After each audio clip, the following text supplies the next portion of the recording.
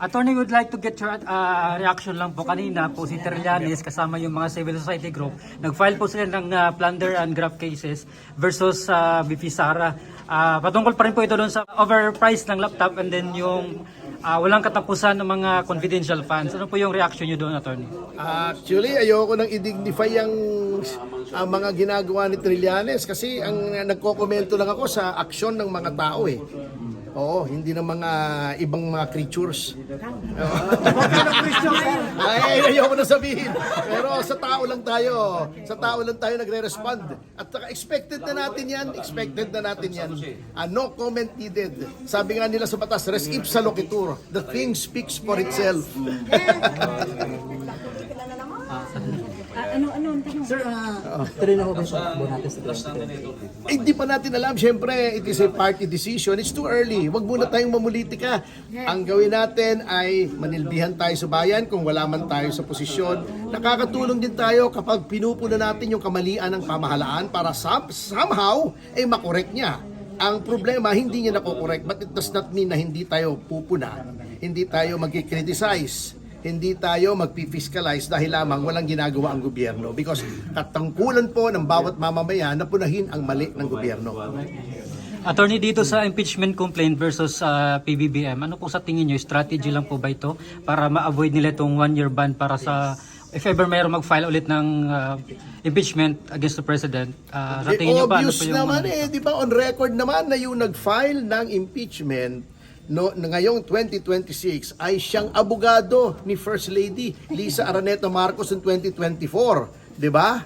O bago nakita naman natin lahat, nabasa natin kasi andali naman basahin pagkaiksi-iksi. Kita naman natin kung gaano kahina at ang mga mambabatas mismo nagsasabing easily dismissible. Pag yan ay final sa Lunes, naka-file na ngayon, pag yan ay in-endorse sa Committee on Justice at yan ay na-dismiss, may 1-year ban na. So, obvious naman. So, paano ang problema kasi, ito lang dadagdag ko, ang problema rito sa administrasyon na to, iniinsulto yung talino ng mga Pilipino. Tingin ba nila hindi natin mahahalata na yung abogado mismo nila nag-file ng impeachment laban sa kanila?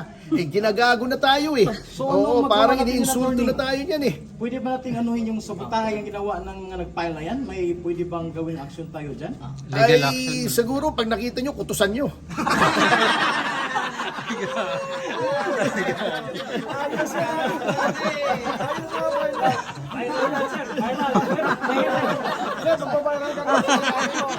Attorney, thank you so much.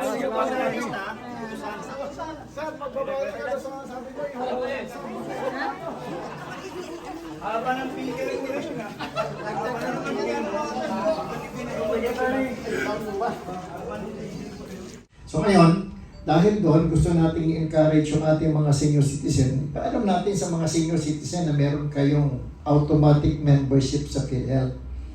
So, isa po yun. Pangalawa, yung pong yung PhilHealth naman, meron po silang ginawang yung consulta program. Senior citizen din po ang naging batayan bakit sila gumawa ng consulta program. To give you a background, nung araw, meron pong HMO, yung Health Maintenance Organization, na magbabayad ka pagkatapos babayaran ng ospital o babayaran ng HMO yung hospitalization mo.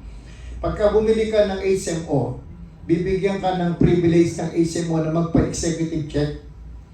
Kung maalala nyo po, nung mga bata tayo, yung mga anak natin, kahit na walang sakit, dinadala natin sa clinic, periodically, ang tawag nila is well baby clinic. Di ba?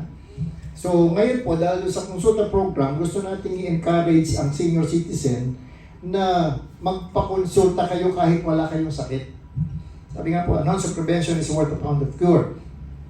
Hindi ka nagpakonsulta dahil may sakit ka, kundi para hindi ka magkaroon ng sakit.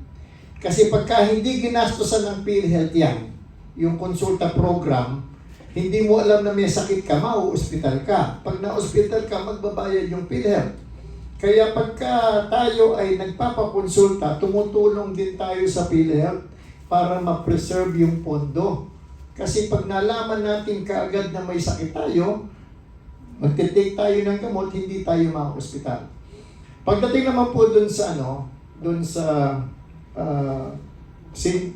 social pension, na pinrovide ng RA 9994. Sinabi ko po kanina, merong description, merong definition yung indigent na tatanggap ng 1,000 a month.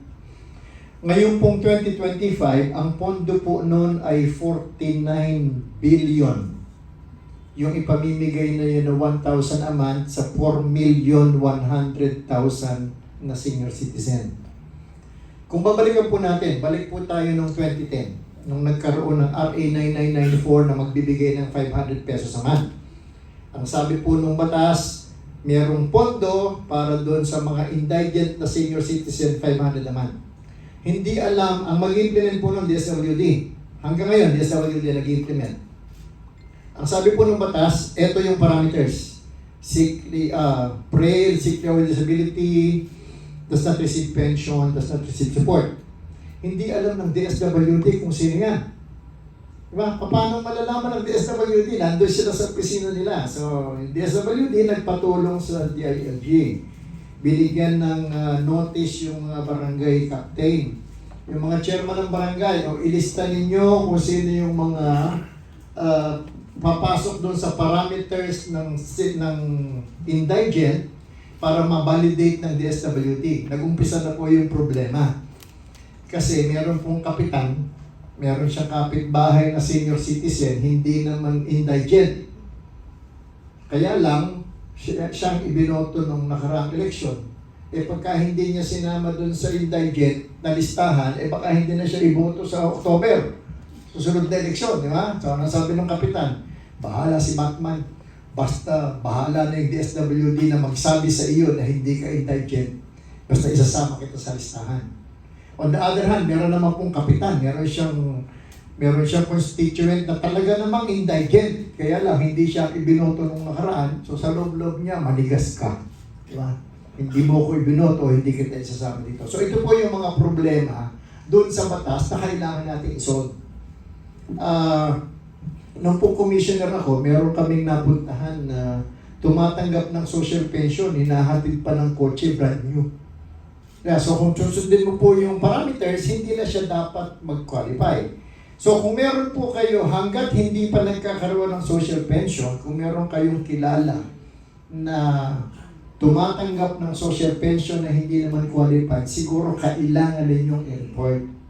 Kasi sino namin sabi nun? Sabi niya, for the evil to triumph, only requires good men to do nothing. Di ba?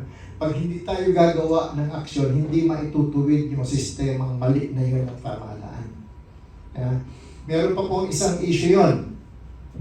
Yung pong pagdi-deliver ng pera ng social ng DSWD in cash, matagal na po namin sinasabi, baka pwede nyo nang gamitin yung mga cash card. Ayaw ng DSWD for whatever reason, so baka pwede rin po nating iparating sa Malacanang, iparating sa pamahalaan na baguhin na nila yung sistema na yon. Dahil kung binibigay nila ng cash, merong posibilidad na merong corruption.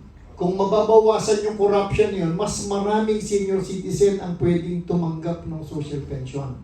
So yun po yung mga yung pong pagbibigay, yung privilege natin, nandun po yun sa IRR.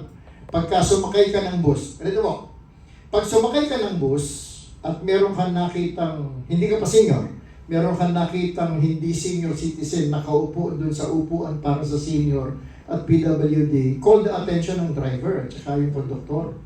Kasi baka may umakyat na PWD o senior citizen, mahiya siya, kawawa naman siya.